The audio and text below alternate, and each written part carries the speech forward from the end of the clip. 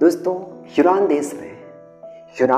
देश में एक वाजिर को यानी कि मंत्री को उसके सम्राट ने उससे फांसी की सजा दे दी थी। सुबह तक वाजिर के घर सब कुछ ठीक था। दोपहर वाजिर के घर सिपाही आए और उनके घर को चारों तरफ से घेर लिया गया और वाजिर को कैद कर लिया गया और वाजिर को जाकर ये खबर दिया कि आप चारों तरफ से घेर लिए गए हो, कैद कर लिए गए हो और सम्राट के आदेश है कि आज शाम 6 बजे आपको फांसी दी जाएगी। और उस दिन वाजिर के मित्र आए हुए थे और एक बड़ी भोजन का आयोजन चल रहा था और उस दिन वाजिर का जन्मदिन था।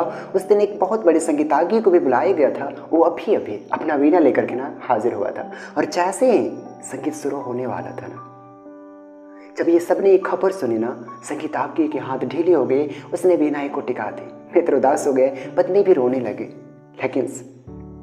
लेकिन वो वाजिर कहने लगा कि 6 बजने में भी बहुत देर बाकी है, तब तक गीत भी पूरे हो जाएंगे, तब तक भोजन भी पूरे हो जाएंगे और राजा की बहुत कृपा कि 6 बजे तक कम से कम फांसी तो नहीं दी।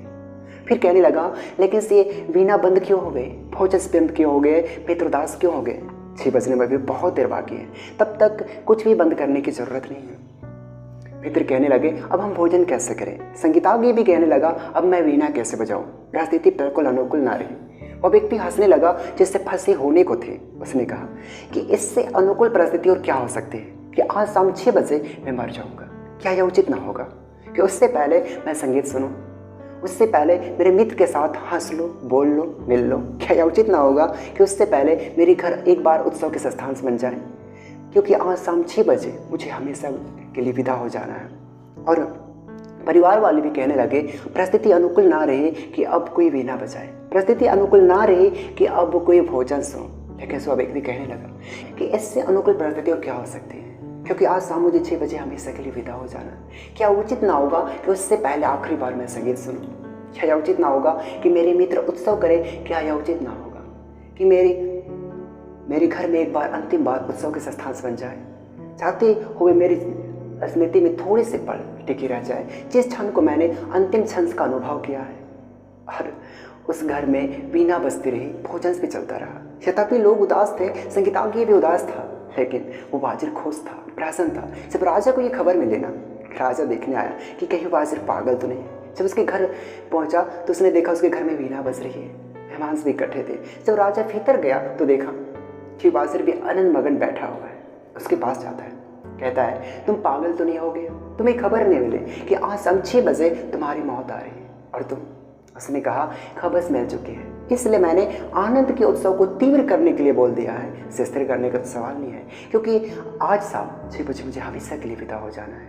इसलिए आज शाम 6 बजे तक मैंने आनंद और उत्सव को तीव्र कर लिया है। स्थिर करने का तो सवाल नहीं है, क्योंकि जाते हुए मेरी जिंदगी में इस पल स्मरण रह जाए। राजा ने कहा, ऐसे आदमी को फांसी की सजा देना व्यर्थ है। जो आदमी जीना जानता है उसे मरने की सजा नहीं दी जा सकती। राजा ने कहा, सजा मैं वापस लेता हूँ। ऐसे प्यारे आदमी को अपने हाथों में मरोना ये ठीक नहीं है।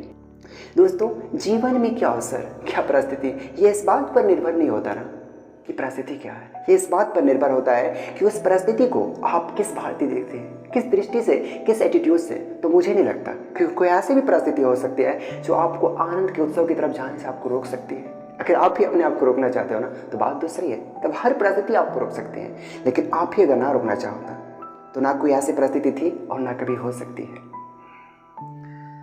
तो असली कारण जो हम नहीं करना चाहते उसके लिए जस्टिफिकेशन, उसके लिए नियुक्त कारण खोज लेते हैं और खुद को बेफिक्र करते हैं। ऐसी कौन सी परिस्थिति है जिसमें आदमी प्रेमपूर्ण ना हो सके? ऐसी कौन सी परिस्थिति है जिसमें आदमी शांत ना हो सके? ऐसी कौन सी परिस्थिति है जिसमें आदमी थोड़ा देर के लिए शांत और मौन ना हो सके? दोस्तों, हर परिस्थिति में जो होना चाहो वो हो सकते हो। थोड़ा सा ध्यान से अपनी दृष्टि को इस ओर देखने की कोशिश करना, परिस्थिति को दोष मत देना। थोड़ा सा ध्यान करना इस बात पर कि आपकी दृष्टिकोण परिस्थिति को समझने में, आपकी वृत्ति, आपकी अप्रोच, आपकी पहुंच कहीं गलत तो नहीं है, कहीं गलत ढंग से चीज़ों को तो नहीं देख रहे। फिर आप पाएंगे कि सुख दुख, सफलता असफलता सब कुछ आपके नजरियों पर निर्भर करती है। फिर आप सोच बदलो, फिर आपको हार में भी जीत दिखेगी, दुख में भी सुख दिखेगी।